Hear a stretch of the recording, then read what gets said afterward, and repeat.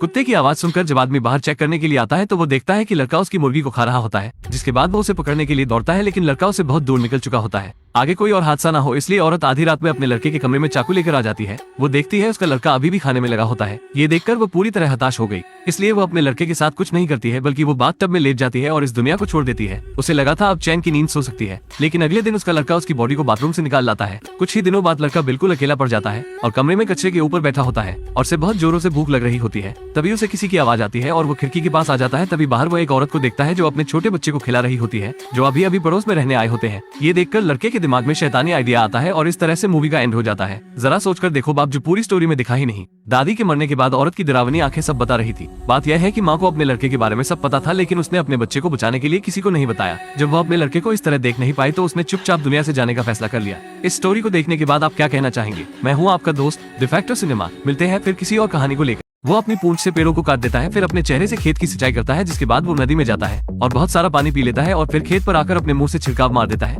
इस दिन अंडों में से डायनासोर के बच्चे निकलने वाले थे, तभी एक छोटा बुद्धू सा डायनासोर निकलता है जिसकी आंखें भी सही से नहीं खुल पा रही होती है। उसके पापा के हौसला बढ़ाने पर वो अंडे में से बाहर आ जाता है। दूसरे उसके भाई बहन जो भी पैदा हुए थे वो स्वस्थ और ताकतवर थे। वो पैदा होते ही उछल कूद करने लगते हैं, लेकिन ये जो बहुत कमजोर हो छोटा था वो सही से चल भी नहीं पा रहा था। कुछ ही सालों में उसके भाई बहन बहुत बड़े बड़े हो गए, लेकिन वो अब भी पिद्दी सा ही था। केवल काम करने वाला ही डायनासोर इस दीवार पर अपना हाथ का निशान लगा सकता है। तो बड़े भाई ने मैदान को साफ कर दिया और उसकी बहन ने खेत की सिंचाई कर दी, जिसके बाद पिता ने उन्हें हाथ का निशान लगाने की अनुमति दे दी। लेकिन दूसरी तरफ जॉन मुर्गियों की देखभाल कर रहा था, लेकिन वो भी काम उससे ठीक ढंग से नहीं होता था। मुर्गियां उसे रोज वहाँ से दौड़ा देती थी। अब जॉन भी अपने हाथ का निशान लगा सकता है, लेकिन उससे पहले उसे शिकारियों से खाने की हिफाजत करना पड़ेगी, जिसके बाद पिता उसे जाल लगाना सिखाते हैं। अब जॉन मुंह में एक डंडा लेकर खाने की हिफाजत करने लगता है। तभी वो देखता है कि जाल में कोई फंस गया होता है, जिसे देखकर पहले तो वो डर जाता है, लेकिन बाद में थोड़ी हिम्मत करके वो जाल में फंसे बच्चे को जाने देता है।